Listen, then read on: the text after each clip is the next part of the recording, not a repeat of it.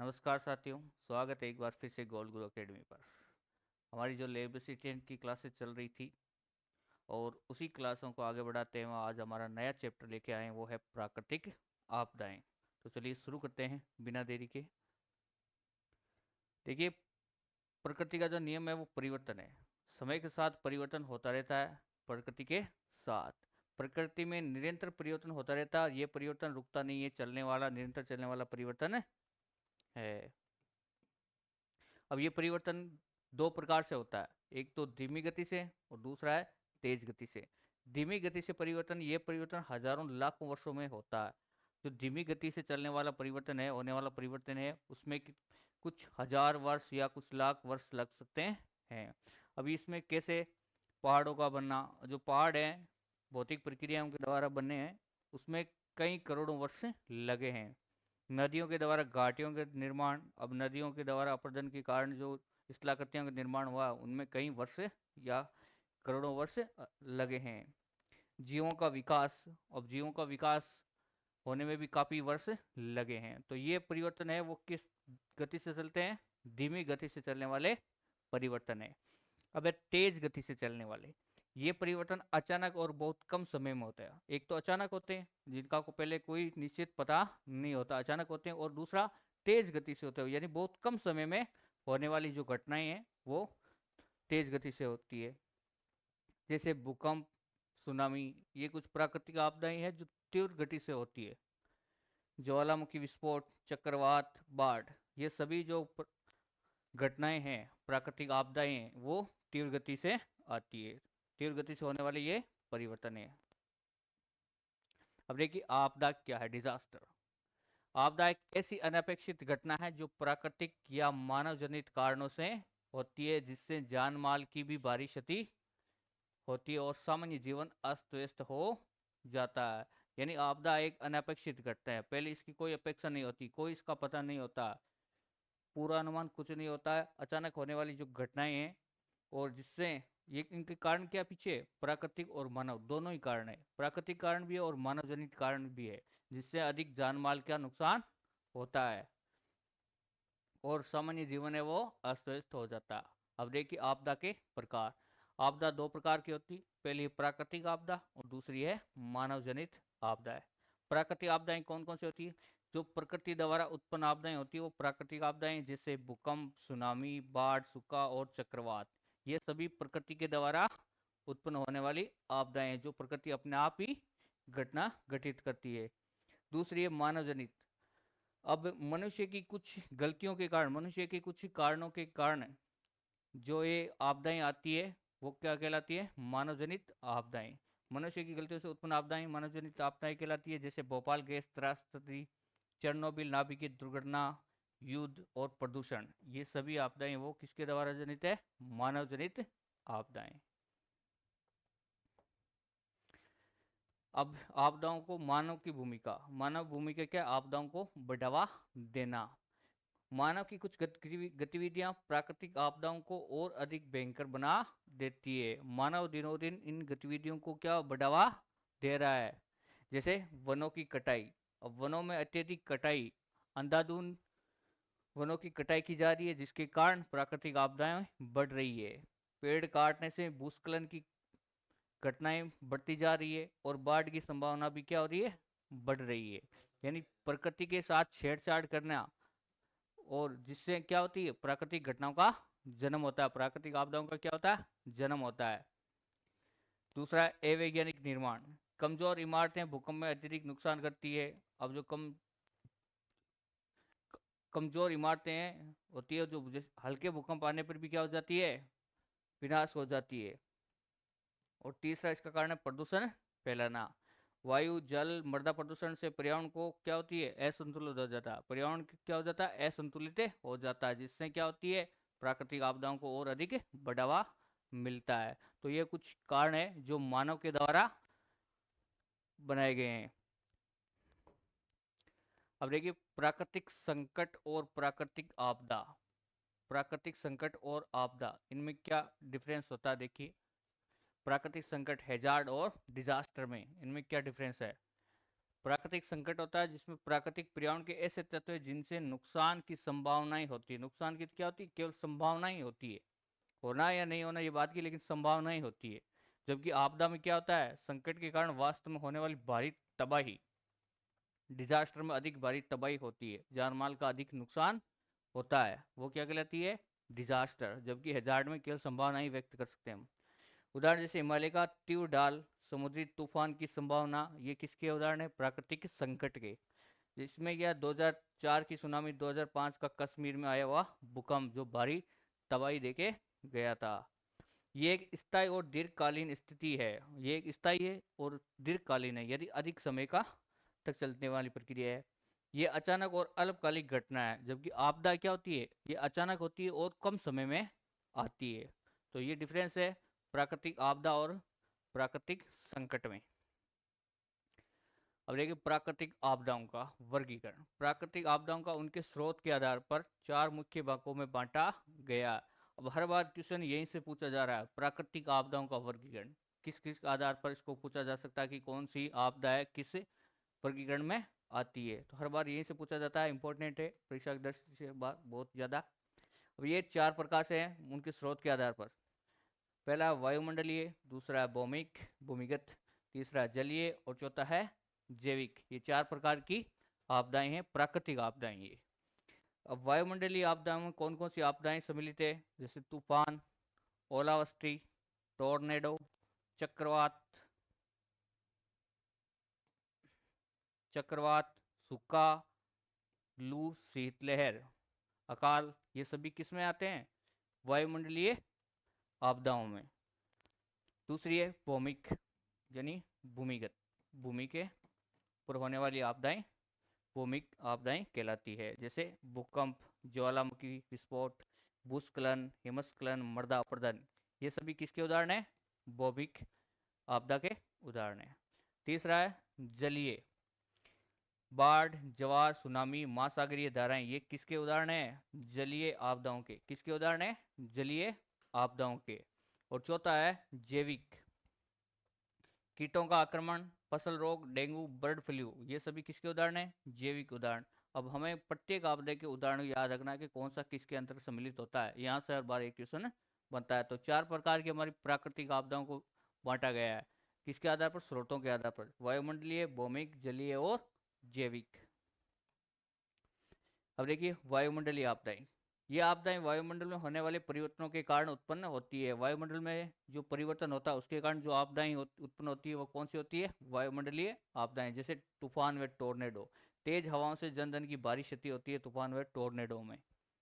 उष्णकटिबंधीय चक्रवात, समुद्र के ऊपर बनने वाले विशाल तूफान उष्णकटिबंधीय चक्रवात, ये भी किसका उदाहरण है? वायुमंडलीय आपदाओं के। सूखा एवं लू, अत्यधिक गर्मी और वर्षा की कमी से फसल नष्ट हो जाती है। ओलावृष्टि एवं शीतलहर, अत्यधिक ठंड और ओलों से फसल एवं जीवन प्रभावित हो जाता है। तो यह था वायुमंडलीय आपदाएं। अगली है भौमिक आपदाएं। पृथ्वी की आंतरिक एवं बाहरी शक्तियों के कारण उत्पन्न, यानी भूमि के अंदर जो प्लेटें हैं, जो परत है, उनमें हलचल होने के कारण जो आपदाएं आती है वो कौन सी होती है? भौमिक आपदाएं। जैसे भूकंप, पृथ्वी की प्लेटों के टकराने से उत्पन्न होने वाला कंपन। अब पृथ्वी की जो विशाल प्लेटें हैं वो आपस में क्या करती है? टकराती है, जिसके कारण भूकंप उत्पन्न होता है या पृथ्वी में हलचल होता है, जो क्या कहलाता है? भूकंप कहलाता है। ज्वालामुखी, पृथ्वी के अंदर से लावा और गैसों को बाहर आना, ज्वालामुखी। भूस्खलन व हिमस्खलन, पहाड़ों पर मिट्टी या बर्फ का अचानक से खिसकना, लुढ़कना या नीचे धंसना क्या कहलाता है? भूस्खलन। ये भी किसके उदाहरण है? भूमि के। और मृदा अपरदन, वर्षा और हवा से मिट्टी का कटाव, यानी पानी से जल से मिट्टी का कटाव किसके अंतर्गत आता है? मृदा अपरदन के कारण। अगला तीसरा जलीय आपदाएं। यह आपदाएं जल से संबंधित होती है जो तटीय व नदी क्षेत्रों को सबसे अधिक प्रभावित करती है। जैसे बाढ़ है, अत्यधिक वर्षा या नदियों के उफान से भूमि जलमग्न हो जाती है, या तो नदी अत्यधिक वर्षा होने से नदी उफान पर आ जाती है, जिससे क्या होती है? भूमि जलमग्न हो जाती है और बाढ़ की स्थिति उत्पन्न हो जाती है। सुनामी, समुद्री तल में भूकंप से उठने वाली विशाल लहरें जब समुद्र तट से टकराती है तब सुनामी की आती है। ज्वार एवं महासागरीय धाराएं, समुद्री जल की असमान गतिविधियों के कारण जो ज्वार आता है वो भी किस में आता है, जलीय आपदाओं में। तो ये तीन है जलीय आपदाएं। अगली है जैविक आपदाएं। ये आपदाएं जीव जंतुओं, कीटों या सूक्ष्म जीवों के कारण उत्पन्न होती है। जीव जंतु, कीटों और सूक्ष्म जीवों के कारण जो आपदाएं उत्पन्न होती है वो जैविक आपदाएं होती है। जैसे कीटों का आक्रमण, टिड्डी दल जैसे कीट पूरी फसल को नष्ट कर देते हैं। यानी फसलों पर कीटों का आक्रमण एक प्रकार की क्या है, जैविक आपदाएं हैं। फसल रोग लग जाता है, फसलों में किसी प्रकार का रोग लग जाता है, वो भी एक प्राकृतिक आपदा, प्राकृतिक जैविक आपदाएं हैं। जैसे बैक्टीरिया या फंगस से फसल नष्ट हो जाती है। और फिर है वायरल एवं बैक्टीरियल संक्रमण, ये भी एक क्या है, जैविक आपदाएं। डेंगू, बर्ड फ्लू जैसी बीमारियां बड़े पैमाने पर फैलती है, वो क्या है, जैविक आपदाएं है। जैसे कोरोना आया था। अब देखिए, अब भारत की प्रमुख प्राकृतिक आपदाएं। भारत अपनी भौगोलिक स्थिति के कारण कई प्रकार की प्राकृतिक आपदाओं के प्रति अत्यंत संवेदनशील क्षेत्र है। अब भारत में स्थलीय सीमा भी है, तटीय सीमा भी है। एक तरफ हिमालय रेंज है, दूसरी तरफ प्रायद्वीपीय पठार है। इन विशाल भौगोलिक आकृति के कारण अति संवेदनशील क्षेत्र में आते हैं, जिसमें अत्यधिक भूकंप, भूस्खलन, ज्वालामुखी तो पठार है, वहां पर ही आता है। प्रायद्वीपीय पठार में दक्कन का पठार है, वो ज्वालामुखी के कारण ही बना है। तो देखिए, पहला है हमारे पास भूकंप।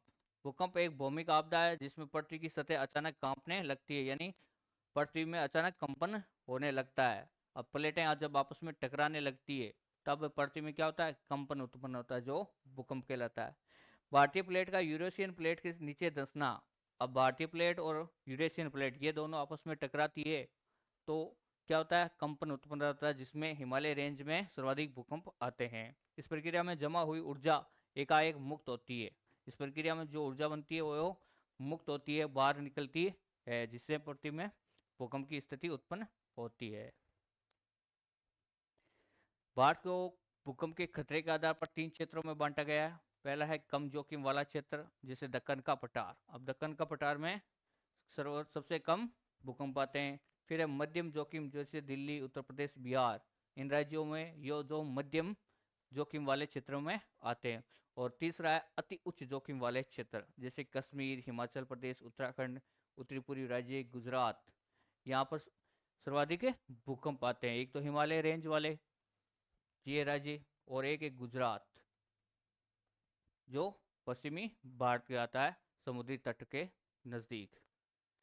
अब क्या प्रभाव है इन भूकंप के, भौतिक प्रभाव क्या है, भवनों का नष्ट होना, सड़कें टूटना या भूस्खलन, ये हमारे पास भौतिक प्रभाव पड़ते हैं।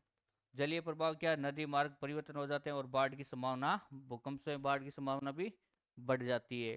सामाजिक आर्थिक नुकसान तो होता ही है, सामाजिक आर्थिक व्यवस्था चमरा जाती है, ये भी एक बहुत बड़े नुकसान है भूकंप के कारण। अब देखिए, भूकंप को कम करने के क्या उपाय है, जिससे हम भूकंप को कुछ हद तक कम कर सकते हैं। आपदा से होने वाले नुकसान को कम करना, भूकंप रोधी भवन निर्माण बनाना, ऐसी इमारतें बनाना जो भूकंप को झटकों को सहन कर सकते हैं, काफी हद तक भूकंप को झटकों को सहन कर सकते हैं। नॉर्मल तीव्रता के जो भूकंप आते हैं उनको सहन कर सकने की क्षमता होनी चाहिए।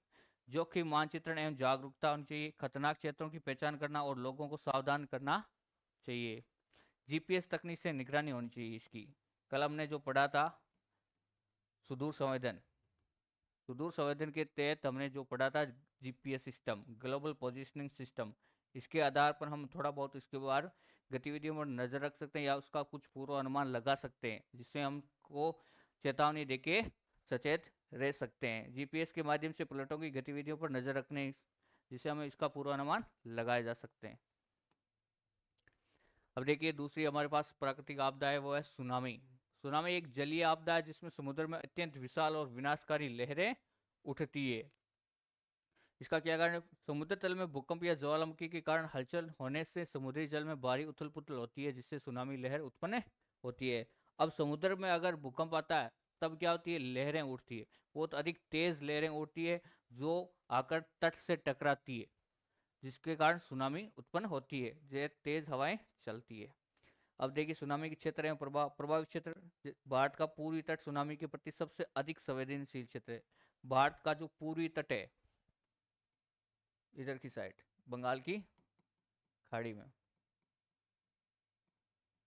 बंगाल की खाड़ी वाला क्षेत्र है, वो सर्वाधिक संवेदनशील क्षेत्र आता है सुनामी की दृष्टि से। तमिलनाडु, आंध्र प्रदेश, अंडमान और निकोबार द्वीप समूह, ये किसके अंतर्गत आते हैं? अति संवेदनशील क्षेत्रों के अंतर्गत आते हैं पूर्वी तट पर। इसके क्या प्रभाव है? तटीय क्षेत्रों में जनधन का भारी नुकसान होता है। बस्तियां पूरी तरह से तबाह हो जाती है। जो समुद्र किनारों पर स्थित बस्तियां हैं वो नष्ट हो जाती है। जैसे 2004 की सुनामी आई थी, भारत में हजारों लोगों की मृत्यु हुई थी। 26 दिसंबर 2004 को हिंद महासागर में आए भूकंप के कारण उत्पन्न सुनामी ने भारत के पूरी तट को तबाह कर दिया। यह आधुनिक इतिहास की सबसे भयंकर प्राकृतिक आपदाओं में से एक थी। कब आई थी? 26 दिसंबर 2004 को एक सुनामी आई थी हिंद महासागर में, जिसे भारत का पूरी तट एक पूरी तरह से क्या हो गया था? तबाह हो गया था। अगला हमारे पास चक्रवात। चक्रवात एक शक्तिशाली वायुमंडलीय आपदा है जो समुद्र के ऊपर उत्पन्न होती है और विनाशकारी हवाओं तथा भारी वर्षा के साथ तटीय क्षेत्रों में पहुंचती है। अब देखिए चक्रवात किन कारण से उत्पन्न होता है, किस प्रकार के होते हैं। गर्म समुद्री जल, समुद्र की सतह का तापमान 26 डिग्री सेल्सियस से अधिक होने पर जलवाष्प तेजी से उड़ती है, जिससे हवा हल्की ऊपर उड़ती है। अब समुद्री सतह उसका तापमान है 26 डिग्री से अधिक चला जाता है, तब क्या होता है? जलवाष्प तेजी से जलवाष्प बन के ऊपर उठने लगती है और गर्म हवाएं वैसे भी ऊपर उठती है, जिसे हवा हल्की होकर ऊपर उठने लगती है। अधिक हवा ऊपर का हवा गर्म होने लगती है टेम्परेचर बढ़ने के साथ, और फिर ये हवा में ऊपर उठने लगती है। हवा के ऊपर उठने से केंद्र में वायुदाब बहुत कम हो जाता है। अब सेंटर में वायुदाब क्या होगा? कम होगा, और बाहर क्या होगा? अधिक होगा। तो हवा अधिक से कम की ओर हवा का रुख होता है। वो हवा किस तरीके से किस चलती है? अधिक वायुदाब से कम वायुदाब की ओर हवा चलती है, और धीरे धीरे ये चक्रवात का रूप ले लेती है, जिससे आसपास की हवाएं तेजी से अंदर की ओर खींची जाती है, और ये धीरे धीरे अंदर की ओर खींची जाती है। पृथ्वी के घूर्णन यानी कोरियोलिस बल के कारण अंदर खींची जाने वाली हवाएं सीधी इन्हें चक्कर घूमने लगती है, जिससे एक सर्पिल आकार बनता है। अब कोरियोलिस के बल के कारण ये क्या होता है? इस प्रकार एक सर्किल बना लेती है। इस कारण पृथ्वी के घूर्णन के कारण कोरियोलिस बल उत्पन्न होता है, जिसके कारण ये अब उष्ण कटिबंधीय क्षेत्र में ये सर्वाधिक आते हैं। तीव्र गति, ये घूमती हुई हवा ऊर्जा प्राप्त करती है और तीव्र गति यानी अधिकतम 120 किलोमीटर प्रति घंटे की से अधिक आगे बढ़ती है, जिससे चक्रवात का रूप ले लेती है। और इसकी गति होती है 120 किलोमीटर पर हावर के अकॉर्डिंग ये अधिक तेजी से विकराल रूप ले लेता है। भारत में चक्रवात मुख्यतः बंगाल की खाड़ी और अरब सागर में उत्पन्न होते हैं, जो भारतीय तटरेखा के लिए गंभीर खतरा है। जो भारत की तटरेखा है, एक तरफ बंगाल की खाड़ी, दूसरी तरफ अरब सागर है, तो दोनों दिशाओं में ये चक्रवात का खतरा बना रहता है। अब देखिए चक्रवात के क्या क्या प्रभाव। तेज हवाएं चलती है, जिससे मकान, पेड़, बिजली के खंभे उखड़ जाते हैं। भारी बरसात होती है, जिससे बाढ़ की स्थिति उत्पन्न हो जाती है। तूफानी लहरें चलती है, समुद्री जल तटीय क्षेत्रों में घुस जाता है, और जनधन की हानि होती है, यानी लोगों की मृत्यु हो जाती है और फसलें नष्ट हो जाती है। ये इसके क्या है? प्रभाव। अब इसको कम करने के क्या उपाय है हमारे पास? चक्रवात पूर्व चेतावनी प्रणाली को मजबूत करना। अब पूर्व चेतावनी वार्निंग सिस्टम है, उसको क्या करना? सुदृढ़ करना। हमें पहले ही पूर्व अनुमान मिलना चाहिए इसके बारे में, जिसे हम पहले ही चेतावनी दे सकें। तटीय क्षेत्रों में मैंग्रोव वन लगाना, अधिक से अधिक मैंग्रोव लगाना तटीय क्षेत्रों में, जो प्राकृतिक बाधा का काम करते हैं। जो चक्रवात उत्पन्न होते हैं उनको कम करते हैं मैंग्रोव वन। पक्के और सुरक्षित आश्रय स्थल बनाना। एनडीआरएफ राष्ट्रीय आपदा प्रतिक्रिया बल टीमों की त्वरित तैनाती, एनडीआरएफ को भी तैनात करना। और चक्रवात आने से पहले लोगों को सुरक्षित स्थानों पर स्थानांतरित करना। इस प्रकार हम इसके नुकसान को कम कर सकते हैं। भारत में प्रमुख चक्रवात आया था 1999 का ओडिशा सुपर साइक्लोन, और 2020 का अम्फान चक्रवात। ये भारत के कुछ प्रमुख चक्रवात है। अगला है बाढ़।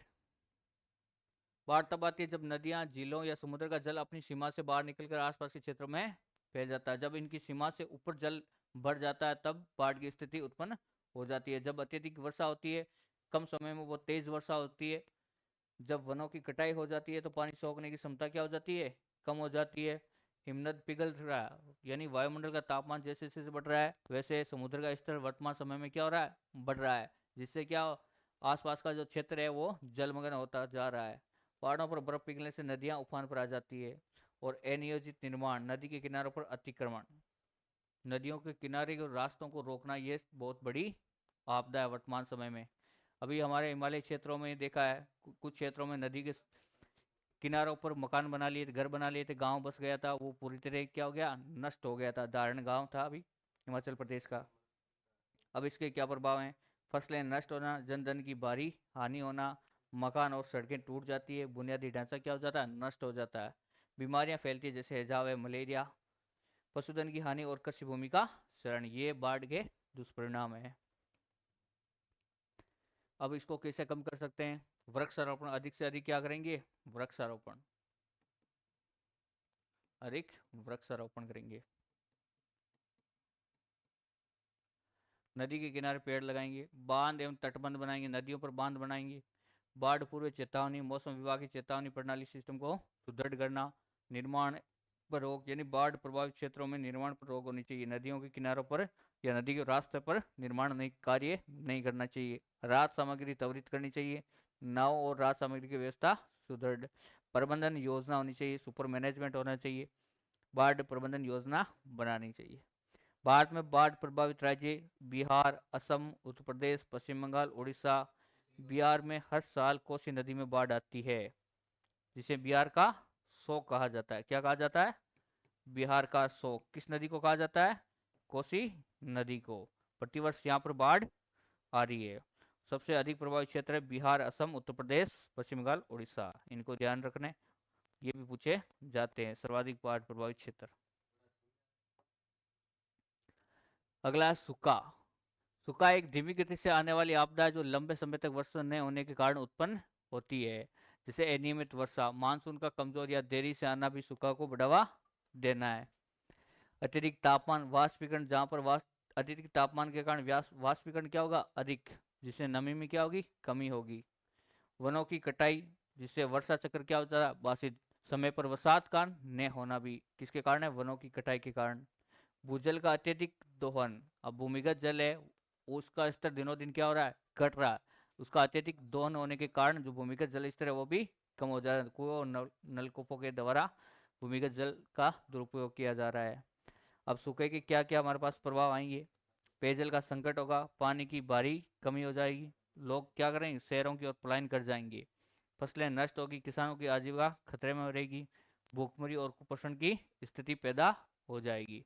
और पशुधन की क्या होगी, मृत्यु हो जाएगी, क्योंकि उनके पास खाने के लिए कुछ नहीं उपलब्ध होगा। अब इसको कैसे कम किया जा सकता है? जल संरक्षण, जल को हमें क्या करना चाहिए, उनका क्या करना चाहिए, संरक्षण करना चाहिए। अब वर्तमान समय में सरकारें हैं वो इस पर सर्वाधिक बल दे रही है, जल संरक्षण पर। वर्षा का जो जल है उसका क्या करना, वाटर हार्वेस्टिंग, और जल के स्रोतों का क्या करना, प्रबंधन करना। वर्षा का के द्वारा जो हमें जल प्राप्त होता है उसको क्या करना, इकट्ठा करना, जो हमें इससे सूखे से बचाएगा। सूखा प्रतिरोधक फसलें, कम पानी में उगने वाली और सूखा झेलने वाली फसलें जैसे बाजरा, ज्वार को बढ़ावा देना। ये कुछ ऐसी फसलें हैं जिसमें पानी की आवश्यकता कम होती है, मानसून के ऊपर डिपेंड होती है, उनको अधिक बोना। टपक सिंचाई, पानी की बर्बादी को रोकने के लिए आधुनिक सिंचाई पद्धतियों को अपना, बूंद बूंद सिंचाई परियोजना ये सारी लागू करना। Drip system. वृक्षारोपण, वनों को बढ़ावा देना और पेड़ लगाना जो वर्षा चक्र को सुधारने में मदद कर सकते हैं। अधिक से अधिक क्या करना, वृक्षारोपण, जिससे क्या होगी, जो वर्षा का चक्र है वो बाधित नहीं होता, समय पर वर्षा होती है रहे। तालाब और जलाशयों का निर्माण करना, अधिक से अधिक पानी का भंडारण बढ़ाने के लिए नए तालाब बनाना और पुराने जलाशयों का जीर्णोद्धार करना। सूखा राहत कार्यक्रम चलाना, प्रभावित किसानों और नागरिकों को समय पर सरकारी सहायता एवं वित्तीय मदद पहुंचाना। ये हमारे पास कुछ न्यूनीकरण के प्रभाव है, उपाय हैं। भारत सरकार की कुछ योजनाएं जैसे प्रधानमंत्री कृषि सिंचाई योजना, मनरेगा और अन्य सरकारी जो पहले सूखे राहत में महत्वपूर्ण भूमिका निभाती है। अब अगला भूस्खलन। भूस्खलन तब होता है जब पहाड़ी ढलान पर मिट्टी, चट्टानें या मलबा तेजी से खिसक जाता है, नीचे की ओर खिसक जाता है। तब ये भूस्खलन की स्थिति उत्पन्न होती है। यह अक्सर अचानक होता है और बड़े पैमाने पर विनाश का कारण बनता है। इसका क्या क्या कारण है? जैसे भारी वर्षा, अत्यधिक वर्षा होने पर मिट्टी का बंधन कमजोर हो जाती है, जिससे मिट्टी नीचे की ओर खिसक जाती है। भूकंप, भूकंप आने पर भी मिट्टी की क्या हो जाती है? खिसक जाती है। और पहाड़ी ढालों का हिलना, पहाड़ी जो ढाल है वो नीचे की तरफ खिसक जाती है।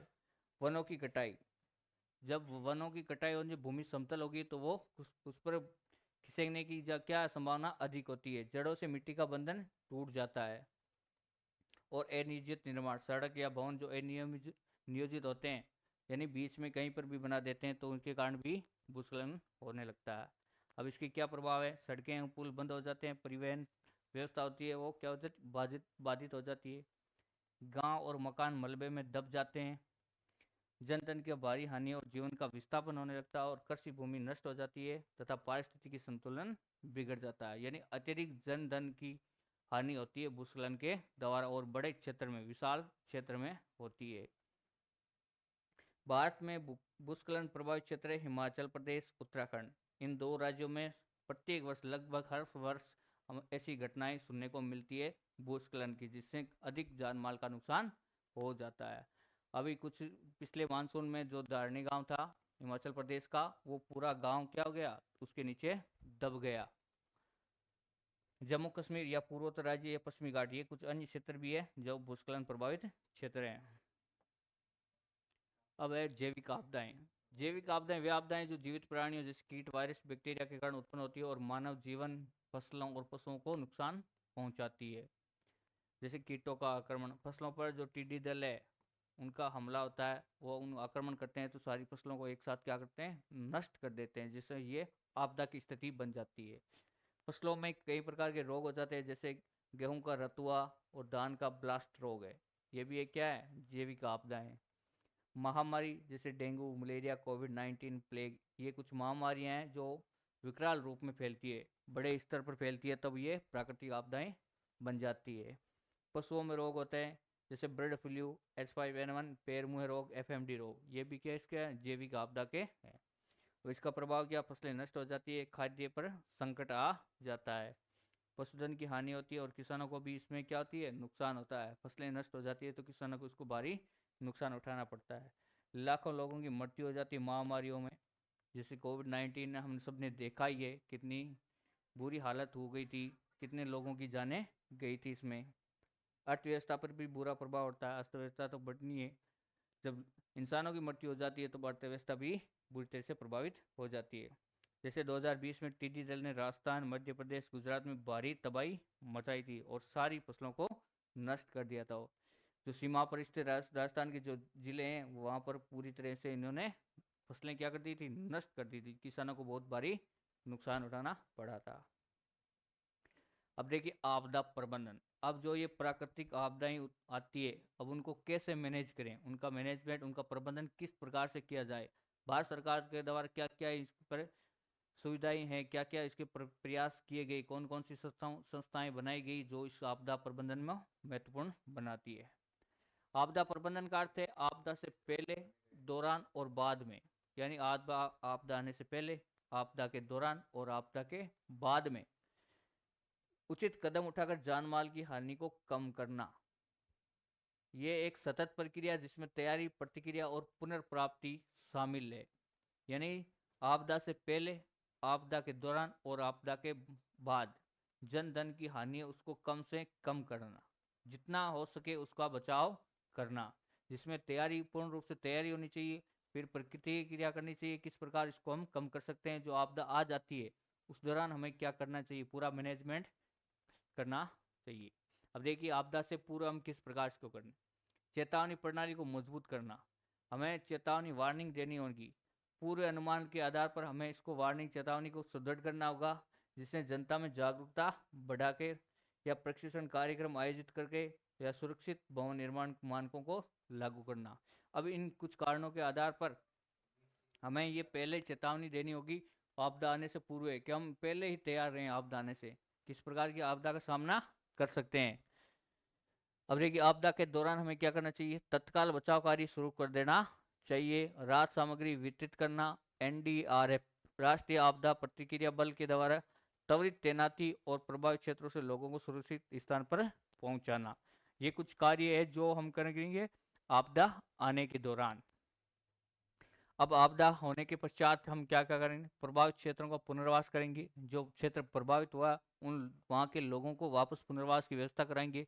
क्षतिग्रस्त बुनियादी ढांचे की वापस क्या करेंगे? मरम्मत। जो क्षेत्र क्षतिग्रस्त हुआ है जो उनकी क्या करेंगे? वापस मरम्मत का कार्य भी शुरू करेंगे। आर्थिक सहायता, जो लोग प्रभावित हुए हैं उसमें जो क्षेत्र प्रभावित हुआ है उन लोगों को आर्थिक मुआवजा प्रदान करना। और दीर्घकालिक पुनर्निर्माण परियोजनाओं को अंजाम देना और दीर्घकालिक पुनर्निर्माण की योजनाएं बनाना। तो ये 3 है जो आपदा से पूर्व, आपदा के दौरान, आपदा के पश्चात किए जाने वाले कार्य हैं। प्रमुख आपदा प्रबंधन संगठन कुछ बनाए गए हैं, जैसे एनडीआरएफ, राष्ट्रीय आपदा प्रतिक्रिया बल, national disaster response force NDRF, NDMA, राष्ट्रीय आपदा प्रबंधन प्राधिकरण, नेशनल डिजास्टर मैनेजमेंट अथॉरिटी, और आईएमडी, भारतीय मौसम विभाग, इंडियन मेट्रोलॉजिकल डिपार्टमेंट, जो चेतावनी और पूर्व अनुमान देता है। हमें क्या देता है? चेतावनी देता है। किसी भी प्रकार की आपदा से आने से पहले हमें क्या प्रदान करता है? चेतावनी। और चौथा है एसडीआरएफ, राज्य स्तर पर, राज्य आपदा प्रतिक्रिया बल बनाया गया राज्य स्तर पर, फिर उसको जिला स्तर पर भी बनाया गया है। ये 3 स्तर पर बनाया गया एनडीआरएफ की। एनडीआरएफ जो नेशनल, फिर स्टेट, फिर डिस्ट्रिक्ट लेवल पर टीम में गठित की गई है जो आपदा आने से पर कार्य करती है। भारत में 2005 में आपदा प्रबंधन अधिनियम पारित किया गया। आपदा प्रबंधन अधिनियम कब पारित किया गया? 2005 में। कब किया गया? 2005 में, जिससे आपदा प्रबंधन के लिए एक संस्थागत ढांचा प्रदान किया गया। जो अधिनियम बनाया गया था आपदा प्रबंधन का वो 2005 में बनाया गया, जो इस मैनेजमेंट सिस्टम को अच्छी तरीके से बनाए रखे। अब देखिए कुछ महत्वपूर्ण तथ्य। भारतीय प्लेट, अब भारतीय और यूरेशियल प्लेट क्या है? यूरेशियन प्लेट की क्या नीचे धंसती है, जिससे उत्तर भारतीय क्षेत्र में यानी हिमालय क्षेत्र में भूकंप की स्थिति उत्पन्न होती है। 2004 में सुनामी हिंद महासागर में आई थी और भारत के पूर्वी तट को भारी तबाही मचाई थी। 2005 में भूकंप कश्मीर भूकंप अति उच्च जोखिम क्षेत्र का उदाहरण है। 2005 में कश्मीर क्षेत्र में जो भूकंप आया था वो अति तीव्र भूकंप आया था। दक्कन का पठार भूकंप के लिए सबसे कम जोखिम वाला क्षेत्र है। जो दक्कन का पठार है जो ज्वालामुखी से निर्मित है, वहां पर सबसे कम जोखिम वाला क्षेत्र है। अब देखिए कुछ मुख्य शब्दावली है, जैसे आपदा, जो अनपेक्षित घटना है जिसे जान माल की भारी क्षति होती है वो क्या कहलाती है? आपदा कहलाती है।